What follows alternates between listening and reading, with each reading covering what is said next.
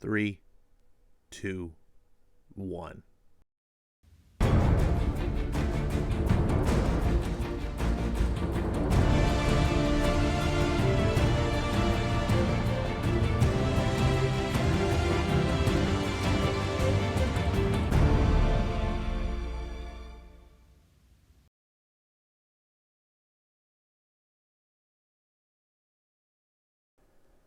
What's going on, everyone? You're watching Ash on Comics. My name is Ash, and I got a book that I want to cover today.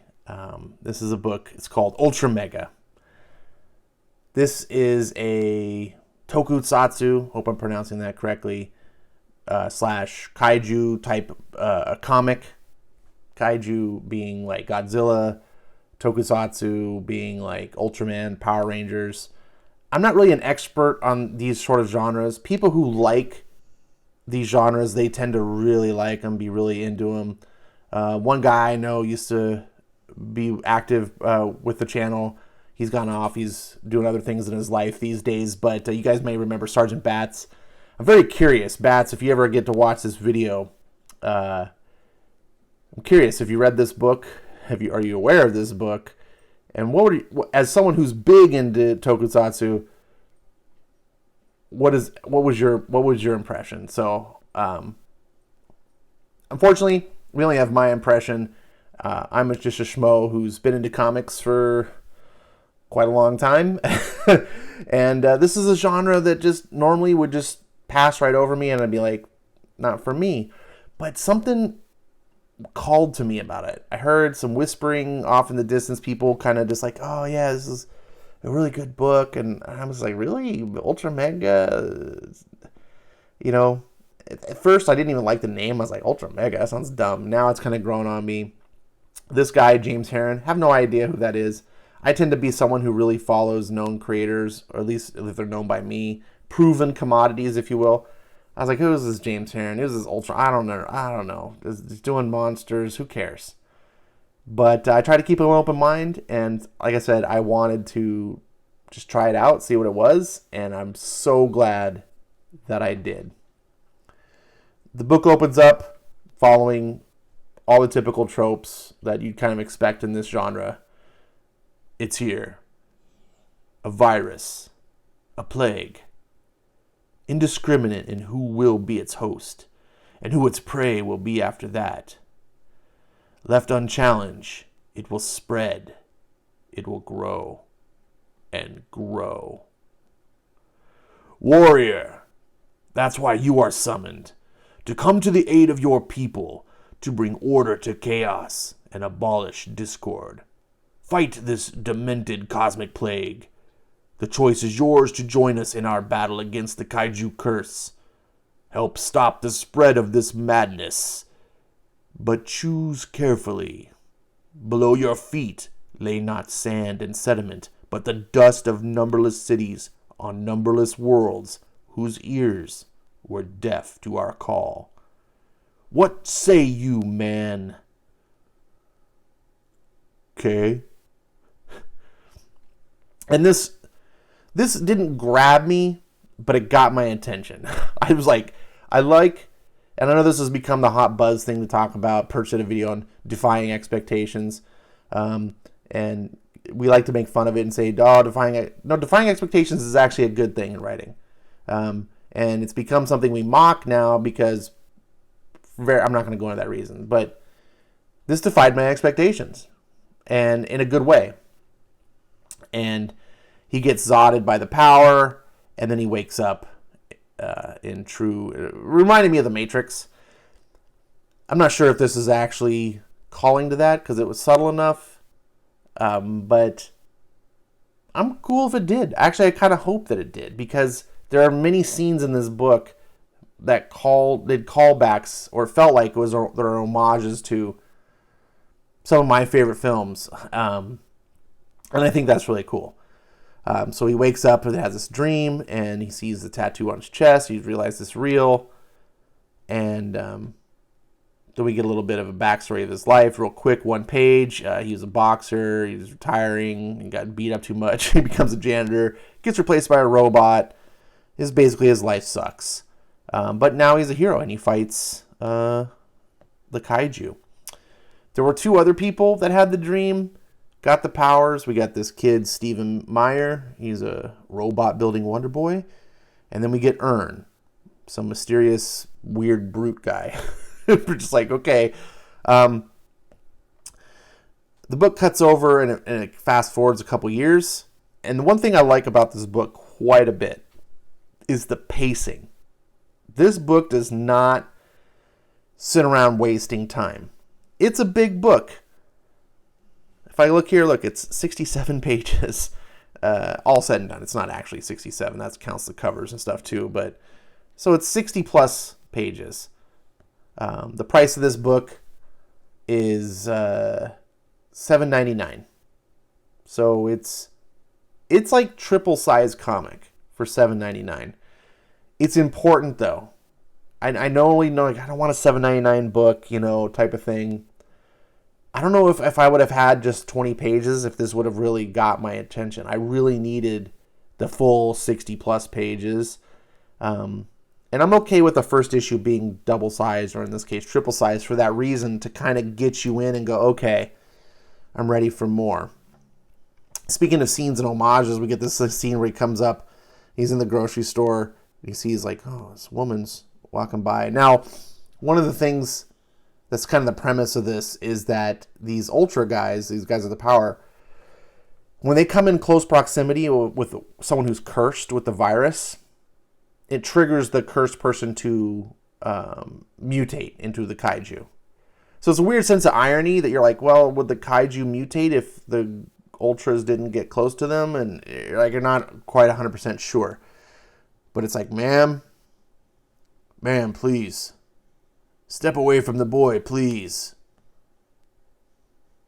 And this reminds me from, like, Evil Dead, if you remember that, the scene. I think it was actually Army of Darkness, but, ma'am, I'm afraid I'm going to have to ask you to leave the store. Who the hell are you? Name's Ash. Housewares. So, of course, I'm big into that. So, those type of things, it doesn't make or break the book, but hey, it's icing on the cake for me. And then we get this massive, awesome 2-page splash. So no days off, he says, and he's fighting the kaiju. And we get a big battle sequence where he's rescuing the boy and tells him to take him to the shelter. And the fight is bloody. And one of the things that I noticed right away that kind of caught my attention is that this is not the rated PG violence of Ultraman show or Power Rangers or even a lot of the Godzilla movies, like the Japanese one stuff. This is a bloody, gory type of fare. And like you see here, he just punches the thing and his eyes coming out of his socket. And this is mild. Gets his hand chomped. And he's like, oh, son of a... And he activates his Mega Beam, blasts it through the inside. And then after he's done with the fight, he shrinks back down. But this is gore everywhere. And then we cut over. This is a nice little transition. This would have worked really well, probably better as on video than on the illustrated page, with the gore and then the kid, on his face. I like segues into that, or transitions. It's pretty interesting. One of the other things I like is the guy's wife. Now, she's all tired and haggard and stuff, but she's up all night raising this kid. He's out, no days off, being a superhero. I can't imagine their life's very easy, because we saw he's not exactly big success as far as, making money and things. But she never nags at him or bitches at him or gives any sort of sense of, like, modern feminism bullshit. She stands by her husband. Now, she's visibly tired about, like, dealing with things, but it's never directed at him. She's just, and I really like that. I was like, God, this is so strange to be reading a book and the man and woman, they're like together as a partners, and it's wholesome, as far as wholesome can be. So then we cut over to this creepy weird lady who's getting grocery delivery, And we see she's got a weirdo kid, and we get some cool ominous scenes. The lightning, she sends a guy away, and things calling for mom. We find the kid's not really that we saw in the pictures. That was just a decoy made of a bunch of grubs and just, whatever, disgusting bug things. And we see, coming son. Oh, that's creepy. Just really good mood building. So much great visuals here. We cut to this high society party here, which isn't very meaningful, but it just shows off the artist's sense of design and creativity. I just like the visuals. And we can see here, this is the Wonder Boy. He's all grown up. He's got his robot arm, got chopped off. And we see a scene of Jason, that's his name, comes up to, unfortunately, casualty from the attack. And something else that reminded me of Evil Dead. The body animates and something's talking through her. Do I look like her? And, look at how it talks sideways like this. I mean, it's just, come on. You can't tell me this guy's never seen a Sam Raimi Evil Dead movie. It's like, it's uncanny. But I loved it. So creepy. By the way, the art here is, his head is not big because of the bad art. His head is actually big. Like when he shrunk down, like he didn't shrink down right. Something's wrong. It's not a fault of the art. That's on purpose. Yeah, this is such a creepy page here. And he's just, what the hell? And he says, keyword, Lilith. So it comes to find out that Lilith is his first wife. Dun, dun, dun. We get a creepy scene of her going into the basement. Look at this basement, the stairs that go nowhere. And then she has to walk on the walls to go see her son, which is this creepy thing. I liked the horror elements. I liked, it's not trying to necessarily be a horror book, but these things are monsters. They're not supposed, I love the imaginative design.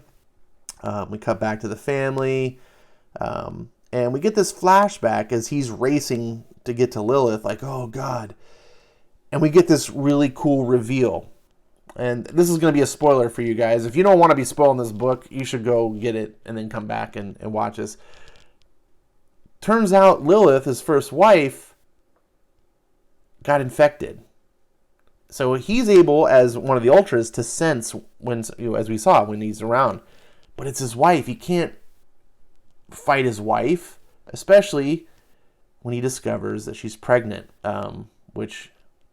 Well, he knows that she's pregnant. I mean, you can kind of see here she's pregnant, but you'll see. So he's racing to get to the house to find out, and this is what he comes to. Just a giant pit. And this big crack leading to the city. It's very ominous. And he's like, shit. And as a reader, I'm like, what the hell's going on? The mood is set. Look at the rain coming down. We get a just great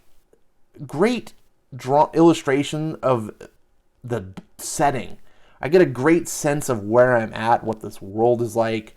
And we come across Ern. He's coming through the city. The crack's going through. And then back to Jason. He's racing back to the city. He's like, son of a, what's going on? And his car crashes.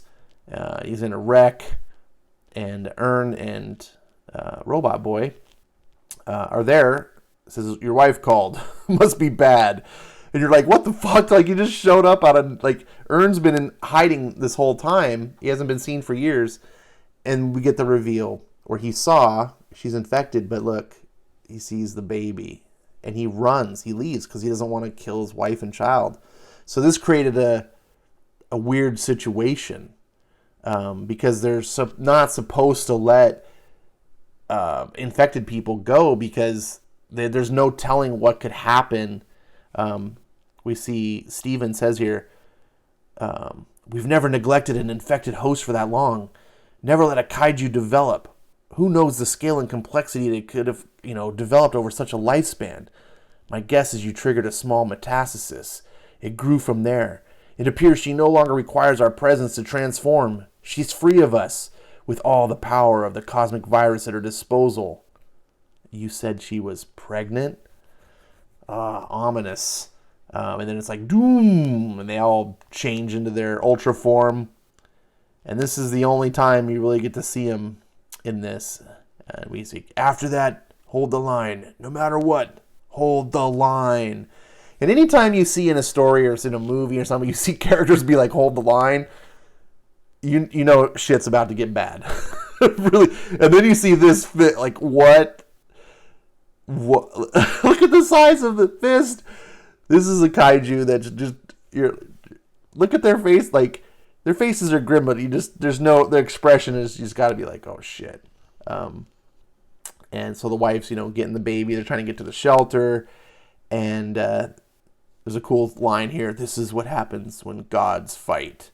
And they're trying to save the city, and people are in panic, and they're trying to get into the shelters and save. And we care about this wife because the story has illustrated to us that she's a good woman. She's not a supremo bitch like so many modern comics present women. And, his kid, and, he's just I just like how the kid, look at the kid's face. He's good. I don't know. It made me laugh. The stupidity on this little, he's probably not even 1 year old, like just his face. And then the contrast of the violence. And then this arm just comes crashing down. And I didn't realize at first what this was. Because I I wasn't paying attention. But it was actually an arm getting chopped off. And, it's a giant because the Ultras, they grow big and she's like, green, not daddy. Let's head south, kiddo. Mommy's got you. So she's like, oh, because she knows Jason's outfit's blue. So this is the robot guy. And so now it's morning. And you're like, oh, the aftermath. And then we see crunch. What's going on? Oh, nasty. Crunch. And then there it is. The big... They still haven't beaten it. It's still there. And it's just like, Father... Good morning. Good morning to die, Father. He ate my foot, bastard. Ate my foot. Look at this. His intestines are hanging out. This book is gruesome, I'm telling you. But it's done in a way that didn't really bother me. I know some people don't necessarily like the hyper-violence. I do think it's necessary for a book like this because this book is trying to be somewhat of a horror book. These are like supposed to be big monsters. It's not trying to be clean, friendly, go Power Ranger. It's not doing that. And I really appreciated that. And we get this scene where Ern says something. He's like, I've been gone for so long exploring this wretched power. It has depths. You buy it? That eyeball bastard story? You think we're made of something different than this thing? And we cocoon, and he just powers up. You're like, whoa, and this is really cool too, because I was like, wait, they have more powers? He's like, I've discovered going plus ultra. He's like, Ern, what are you doing? Stand back, I can only sustain this for a moment, and only at great cause. Take care of your boy, Jason. Ern? And then he's like, feast, and he's like turned into like monster beast form. And he goes to town, and there's a big fight with I guess this is the Ultramega. I'm not sure if the main guy was the Ultramega. I think this is the Ultramega. The book was not clear. If you know more than me, that's what the chat's for. We get this cool fight, and Ern is just taking it on in his full-on powered-up mode. And then we see Jason discover he goes into this mode too, but it's too late. The Ultramega's grabbed Ern and throws him through multiple skyscrapers, just kicking his ass, just left, right, and center. It's a big bloody contest, and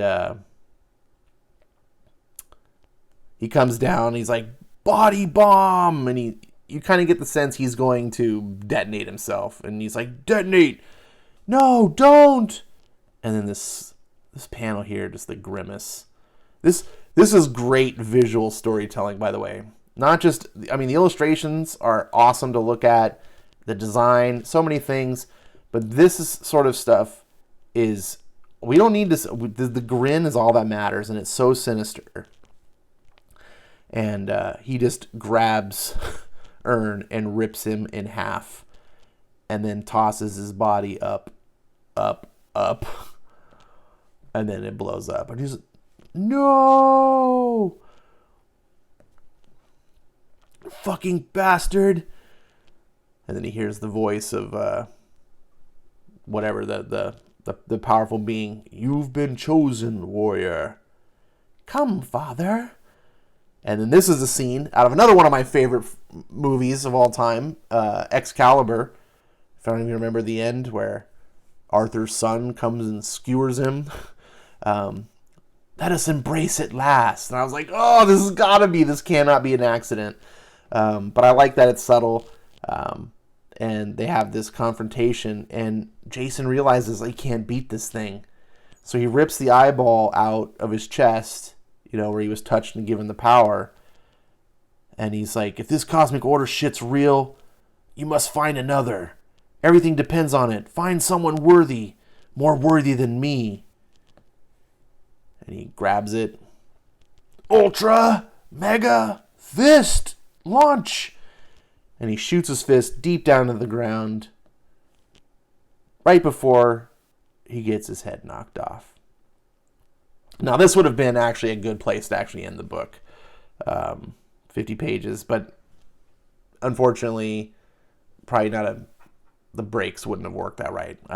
I would have been hooked. I would have been like, let's get more. Because we know that Jason is not actually the hero. That's another big reveal. You're like, what? And we cut back to the wife, who doesn't yet necessarily know. And we hear like, oh, it's quiet, it's over. And then drip, drip, drip. And then just look at it's just raining blood. And she's like, Jason. Just, it's gory. But I think you need this to the impact. It's meaningful to the impact on this type of story it's trying to tell. This may not be for everybody. I get it. I totally get it. But I think if you can stomach it, this isn't just necessarily for gratuity's sake. I guess is what I'm trying to say. There's some books that do that. And then look, the blood, because it's this gigantic being, right? Because there's millions of gallons of blood, and so starts flooding the city streets. And she's like, oh no, everyone get to high ground. And so there's a blood flood. You're like, Jesus, a flash flood of blood. And so she's racing with the kid. And again, you get these tense moments, and the pacing is so frantic and frenetic, and it's told so well in the layouts and the visual storytelling. And I love here you see the hands. It's hard. You have to kind of look closely.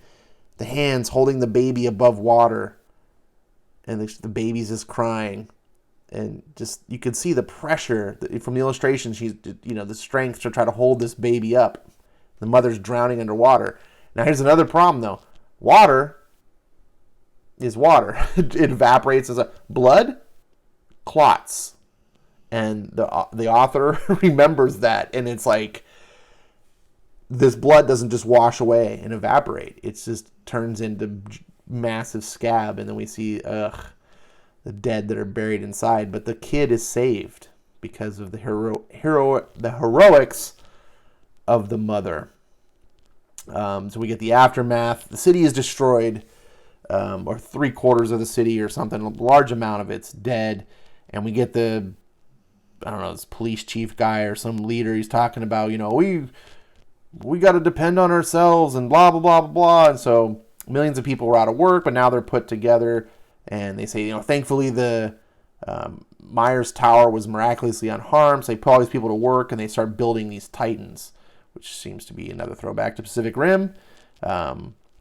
So we already knew that they had robot technology. So they build these giant Titan bots to help defend. And they also build a testing system. They learn how to test who has the curse. And they talk about how we're humane. We're not just going to kill people. So they force them to live out the city. They do build a wall because they're a bunch of Trump followers. No, I'm just kidding. Because walls work. So they build a wall, and they provide food to people outside the city, etc. And then we cut years later, big time jump, and we see this kid, a mech fist. This one's a beaut. And we can see the mask that he's wearing is at least designed after a certain person, the hero who's dead. And he finds something. What do we have here? And it's this weird cube, which not sure what it is. And the drone flies by, and he's got his little camouflage umbrella. I think that was pretty cool. So he's trying to get away with this find. He's in, he lives outside the wall. This is Wildlands, and we get introduced to the Kaiju clan, which is it's a bad gang, and he's just like stands up to him. I fight for the monsters, and I stand for humanity. I stand with the Ultramega. So I guess Ultramega was his dad. I guess now that I think about it, the book was never very clear. So now that I'm doing it, I'm like, oh yes, that seems clear, and that's the end of this issue. Next issue, The Screaming Galaxies and the Plastic Boy. This was a way cool comic, and the next comic, I've read 2 issues so far, is equally as cool. I wanted to give you a summary of it, in case you're not interested in reading it. I did spoil it. I cannot praise this book enough. It really floored me. And it's one of those books that after I read it, I was like, that was good. And then it just sat with me and it percolated. And then I slept on it the next day. I just kept thinking about it. It stuck with me. And not a lot of books can do that. I haven't had a book, as a matter of fact, I haven't had a book really do that since Ascender came out so long ago. Well, not that long ago, but a couple years ago. When Ascender #1, I kind of read it, I was like, oh, okay. But this one actually impressed me more out of the gate than even Ascender did. There's something different about this book. The style of writing feels different. This doesn't feel like your normal corporate comic books, corporate comics. This does have an amateur feel. This guy that's writing it, James Harren, he mentions here, I think somewhere in this afterwards, that he's not really a writer. I think it's in here that he's doing the best he can. It kind of shows. This book feels the way an indie book should feel. What I love about indie books, this book is written by a person who's got talent, who is a storyteller, but just does not have the formal training as a writer. So the story that he's telling is kind of raw and has that amateur feeling. Much the way when you listen to a garage band, it doesn't feel like highly produced like a major record label would do to it. It has more of that raw, but that's part of the charm. But make no mistakes, James Harren can write. The dialogue in this book is great. He also knows how to tell a story. He didn't turn into an artist overnight, so this guy's been drawing for a while, whether it was just in his own spare time or I don't know what his backstory is. I haven't really researched what other professional works he's done, but he knows how to draw comics. This is a great book. Absolutely a stunner. One of the best comics that I've read out of the gate in quite a while. I mean, most of the books that I'm reading are really good at this point. I'm reading the Brubaker, criminal series stuff, The Reckless. I'm reading Kirkman's books, Firepower, Oblivion Song. These are really great. I've already mentioned Ascender. I'm reading a lot of great books. But usually I'm recycling these same creators. This guy is added to the list. Even if you aren't into kaiju and stuff, if you're not into the tokusatsu stuff, this book may be for you. If you like indie style books, if you like passion in a creator that is doing something different and it's fun and it's got style, check this book out. I urge you. That's why I wanted to do this Ashon video, because I think a lot of people are going to pass like I almost did, and especially with that $7.99 price tag. I hope that this video gave you enough information to make an educated decision. I think you will probably know your own tastes and things enough to make that choice. I absolutely love this book. highest recommendation, 5-star rating. Thank you for watching. I'll see you next time.